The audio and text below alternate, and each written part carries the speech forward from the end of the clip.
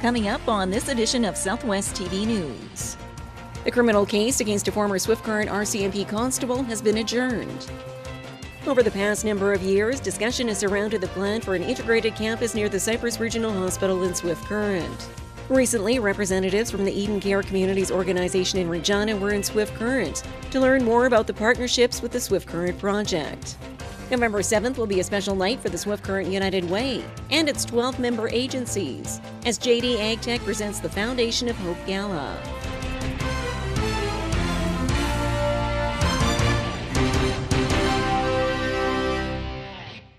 Thanks for joining us here today. A criminal case against a former Swift Current RCMP constable continues in Provincial Court. We have more in today's top story. The criminal case against a former Swift Current RCMP constable has been adjourned. Legal counsel for 31-year-old Michael Chichula appeared via telephone Wednesday morning in Swift Current Provincial Court. At the request of the defense and the Crown, the case has now been adjourned until March the 25th. Chichula was arrested in Swift Current on January the 19th and charged with 2 counts of drug trafficking for cocaine and ecstasy. The arrest and charges came about through an extensive investigation by the Moose Jaw Police Service and the RCMP F Division Major Crime Unit, including an internal code of conduct investigation, with the drug trafficking occurring in the Greater Toronto Area. The accused has also been suspended from his posting as a general duty constable at the Swift Current Rural Detachment since October of 2014.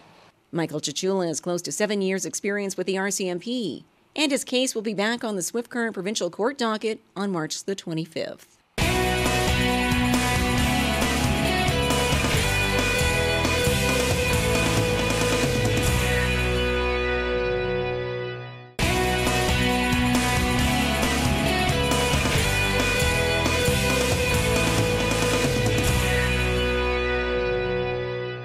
A Regina group is showing interest in Swift Current's new integrated facility project. We have more in this report.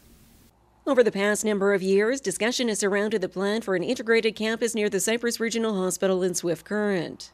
A long-term project bringing together healthcare, education, culture, and recreation in the city's north end, and one which is now attracting outside interest as a model for other communities.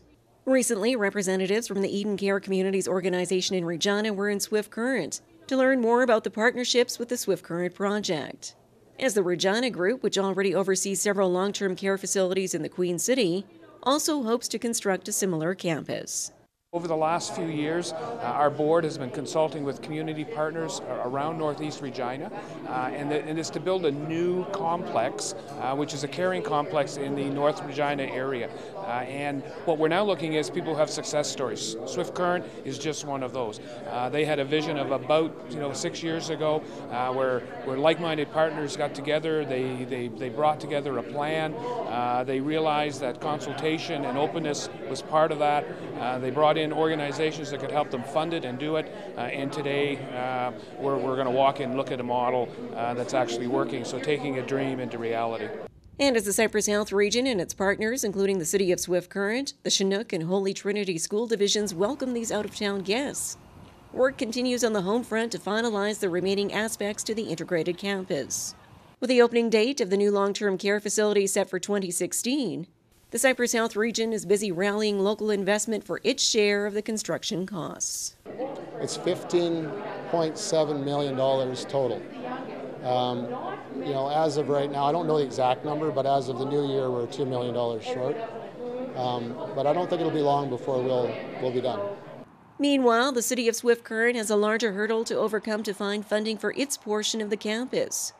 A $150 million concept, which includes an aquatic center, field house with a walking track, art gallery, and library, all adjacent to the Cypress Regional Hospital, École and Centennial Schools, and the soon-to-be-constructed long-term care facility. We've tried under the new BCF fund, and we were told that it isn't eligible, but so going forward, we're looking at other options of how we can possibly move forward, whether we phase it in or do portions of it, and we'll still continue to try and get the total facility funded in some manner or means.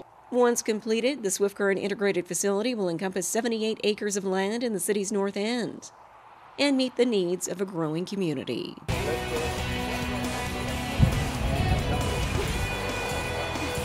That looks like a government project.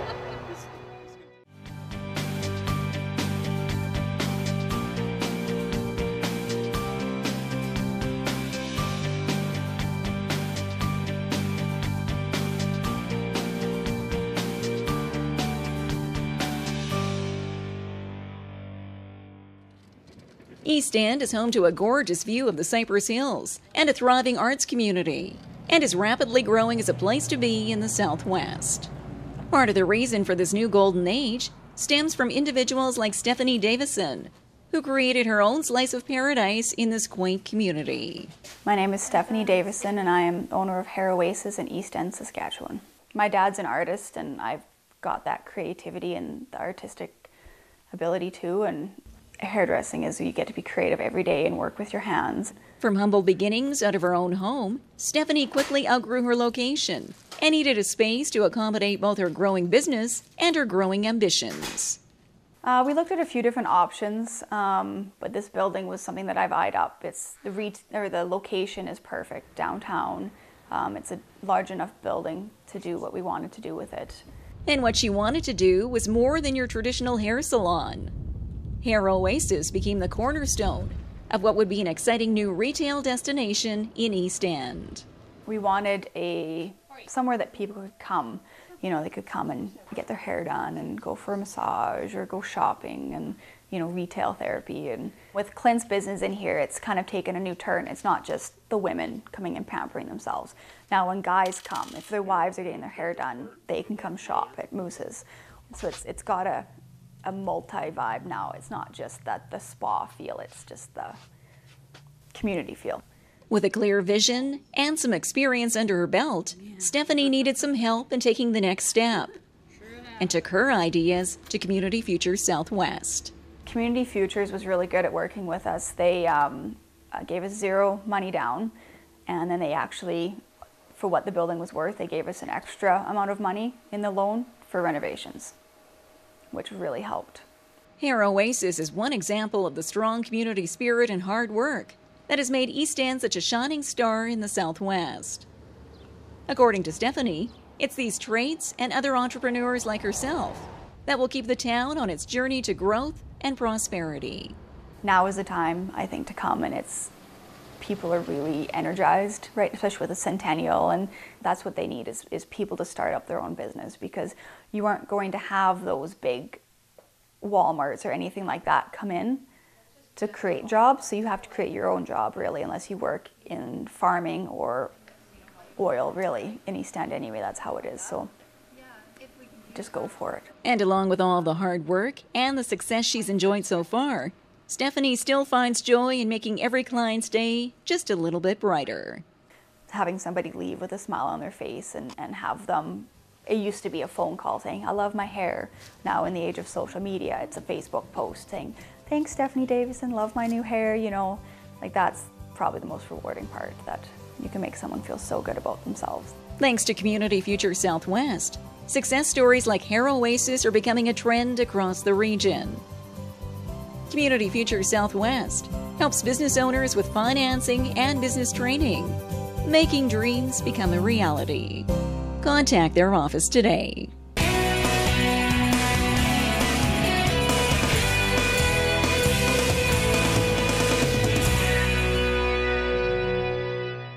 The Swift Current United Way has announced a new fundraiser with a major sponsor on board.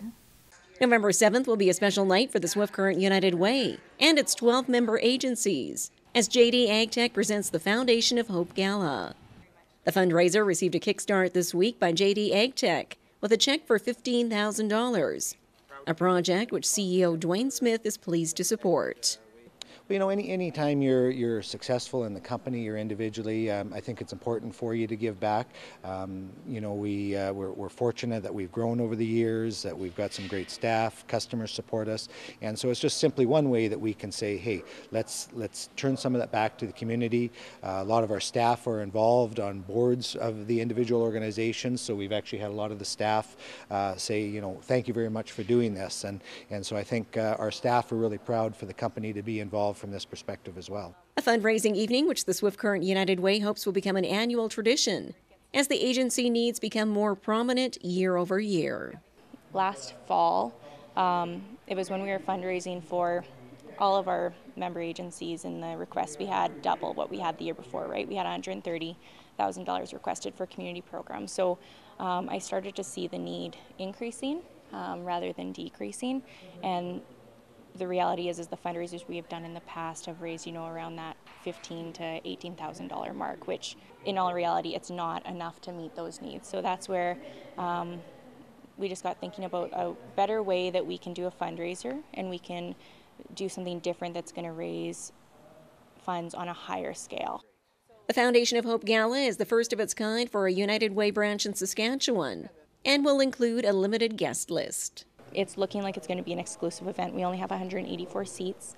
So in saying that, we're going to be sending out invitations beginning of May, and then come end of August we'll know if we have, you know, what we have left over for leftover tickets and for the general public. The Swift Current United Way serves 12 local agencies and believes in community impact while embarking on building partnerships to help in improving the lives of those in need in our community.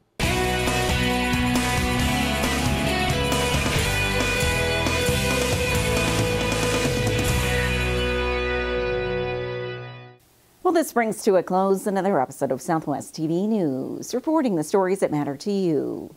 We always welcome your news tips. You can always reach us here by phone at our studio or by email to contact us at southwesttvnews.com. Also, be sure to join us daily online for the latest news from across Southwest Saskatchewan and so much more at MyLocalTV.ca. And be sure to follow us on a range of social media. Thanks for joining us here today. I'm Carol Andrews.